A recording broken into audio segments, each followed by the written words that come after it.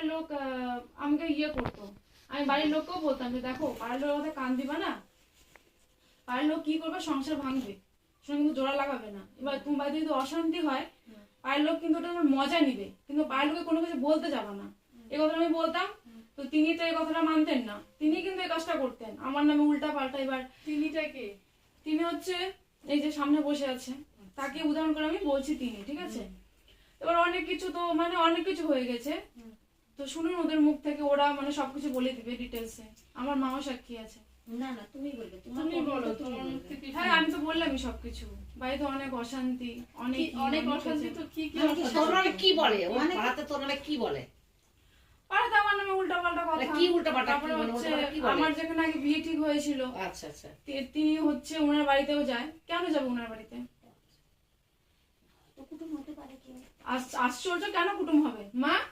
বিয়ের পরে ওটা হয়েছে ঘটনাটা।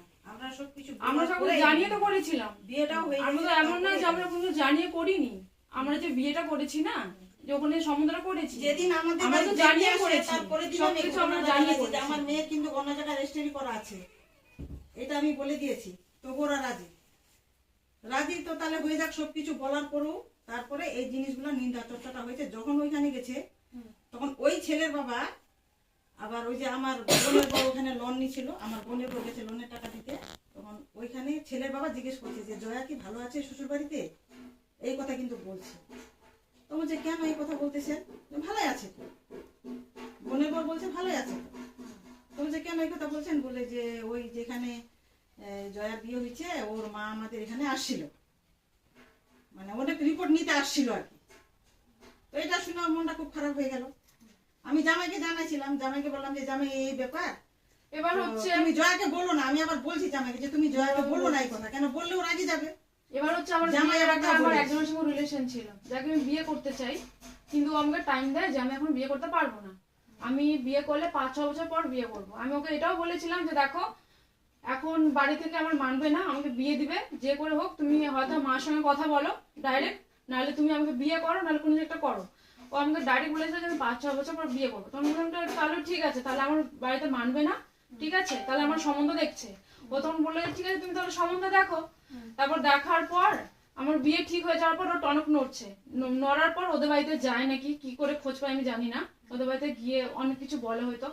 তারপর হচ্ছে আমরা ওই ছেলের নামে কেসও করেছিল হয়েছে কালিয়াগঞ্জে, ঠিক আছে। তারপর বিয়ের পরে ওই ছেলেকেও কিন্তু ফোনে কন্ট্যাক্ট হয়, এমনকি আমার ননদেরও কন্ট্যাক্ট আছে। আর এটা আমি অনেকবার ধরেছি, প্লাস আমাকে রেকর্ডিং শুনিয়েছে পর্যন্ত ছেলেটা। তখন আমি জানি না, মাঝে মধ্যে আমি নাম্বারটা দেখতাম যে আমি কিসের জন্য ফোনে, আমার এক্সের নাম্বার কেন থাকবে, শোনো কেন ফোন করবে? আমি কি বলছি, মানুষের জীবনে অনেক কিছু আসে, অনেক কিছু যায়, ঠিক আছে। এক ফ্যামিলিতে থাকলে গুরুজনরা কি বলে না বলে, অনেকেই বাড়ির ভিলেন শাশুড়িই থাকে, শাশুড়িরাই খারাপ থাকে। যাই হোক শাশুড়ির দোষী থাকে, খারাপ বলছি না, দোষী থাকে শাশুড়ি, এটা প্রত্যেক খারাপ তোমার স্বামীটা কিন্তু ঠিক না, স্বামী আমার সঙ্গে ইয়ে করছে তো। এবার আমি ওদের ওখানে দোকানটা দিলাম, যে দোকানটা কাপড়ের দোকান তো দেখছো, ওদের কাপড়ের দোকান ছিল।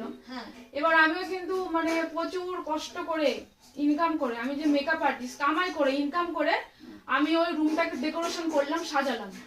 সাজানোর পর এবার সবসময় আমার শাশুড়ি আমাকে খোটা, তোর বাবাকে বল জায়গা কিনে দিতে, তোর বাবাকে বল দোকান করে দিতে, তোর বাপ কেন করতে পারে, তোর মা বাবা কেন পারে না। আমাকে লোক খোটা গেলে শুনতে হয়, প্রত্যেকটা দিন শুনতে হয়, এরকম ক্যাচাল আমাকে শুনতে হয়। একদিন বিনা কারণে বাড়িতে ক্যাচাল, শিপ্রাও আসছিল, আমার ননদও আসছিল। আসার পর আমি জানি না কেন আসছে, কি জন্য আসছে, কোন মুদ্দে আসছে আমি জানি না। আমি ঘরের মধ্যে রান্না করছি, নিজে থেকে আমার সঙ্গে ক্যাচাল লাগাই দিল। তো ওই বাড়িতে আমি কি করে টিকবো? আমাকে পাশের বাড়ির লোকজন বলছে তুমি এই বাড়িতে টিকতে পারবে না, ঠিক আছে। কথা শুনলে হবে না, লোকের কথা আমি শুনি না তো। যদি আমি শুনতাম প্রথম থেকে, তাহলে আমি আমার থেকে অন্য টিকতে পারতো না। তোমার শাশুড়ি তোমার গায়ে হাত দেয়নি, অনেকের শাশুড়ি অনেক কিছু করে, ঠিক আছে, ঝগড়া ঝাঁটি একটা কম বেশি সবার বাড়িতে একটু আমি আছে। ওই জিনিসটা কিন্তু মানুষকে থাপ্পড় দিলে কিন্তু দেখো একটা থাপ্পড় হয় না, মানুষকে মুখে কিন্তু থাপ্পড় মারা যায়। তোমার বউ যে এখানটায় আছে, শ্বশুর বাড়িতে আছে, শ্বশুর বাড়িতে 2 বছর থেকে আছে, তাই না? বউকে টাকা পয়সা দাও, খরচা দাও, যখন যেটা চায় সবটা তো পারি না, কিছুটা হলে দেওয়ার চেষ্টা করি। এমনি ওকে হাত খরচা দেয়, আমাদের ওকে কোনো ইয়ে টাকা দেয় না। হাত খরচা দিচ্ছে তো এটা ওই সেটা তোমার দেয়। কাজের পর আচ্ছা, তুমি আমি দেনি, বলতে কিন্তু পারবো আমিও তো ওকে যে কোনো আমরা চাপ কাজ দেইনি। করছি টাকা। ও কোনোদিন বলতে পারবে না যে আমি কোনোদিনও কাজের মনে করো টাকার চাপ দিয়েছি কিংবা কোনো প্রেশার দিয়েছি, ও কোনোদিনও বলতে পারবে না মুখ গলায়। আচ্ছা। কারণ আমি জানি পরিস্থিতি বুঝে আমি সেটাও মেনে নিয়েছিলাম। কিন্তু দোকান দেওয়ার পর আমার সঙ্গে মানে এরকম মানে সবসময়, তারপরে ওরা কি করলো দোকানে বিক্রি করে দিল আমি জানি না। আমার মনে তখন আমি খুবই কষ্ট পেয়েছি, ঠিক আছে। দোকানে বিক্রি করে দিল, প্লাস ওকে আমি আমার সোনা বিক্রি করে আমি কাপড় ঢুকিয়ে দিলাম। ও বন্ধ ঢুকলো, আমাকে একবার জানানোর প্রয়োজন মনে করলো না যে কাপড়গুলো বেঁচে দিল, কিন্তু আমাকে একবার জানানোর প্রয়োজন মনে করলো না। একবার জানানো তো আমাকে বউ মনে করে। আচ্ছা, ভুল স্বামী করা নয়, ছোটখাটো ভুল। আমি ভুল স্বামী অনেকেই বড়রা পড়াশোনা করে দারু খায়, নিশা করে, নিশা ভাঙ করে তো মারধর অবশ্যই। করে, মনে হয়? তাও মনে হয় সংসারে অনেকেই করে, হ্যাঁ।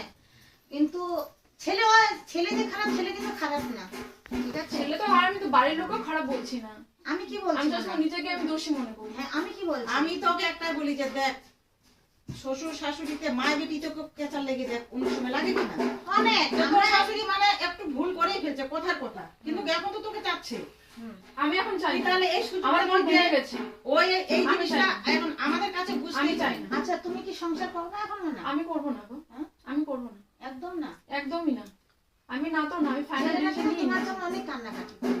কান্নাকাটি আমিও করছি গো কাকিমা, কান্নাকাটি আমিও করছি আমার লাইফে, কিন্তু আমি মানে এখন না পাথর হয়ে গেছি, সহ্য করে করে না মানে পাথর হয়ে গেছি, যেটা আমার মন থেকে একদম উঠে গেছে, মুছে একটা গেছে। সুযোগ দে।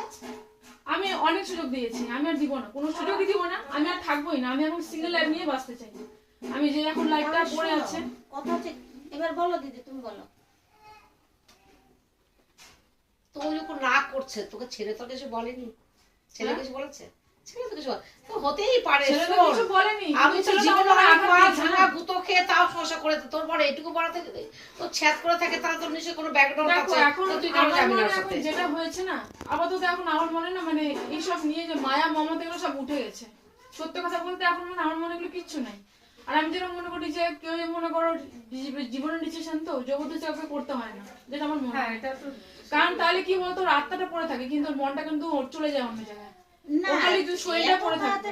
তাড়াতাড়ি মনটা উঠে যাওয়া তো মানে এমন কোনো তো কিছু কারণে হয় হয়নি। না। আবার আমাদের যদি জীবনে তোমার এসছে, 2-4টা বাচ্চা কাচ্চা হ্যাঁ। হতো, হ্যাঁ, এখন ওটা যে স্বামী, আমি তো বেঁচে গেছি, কারণ বাচ্চা কাচ্চা হলে আরো মুশকিলে পড়ে যেত। তাহলে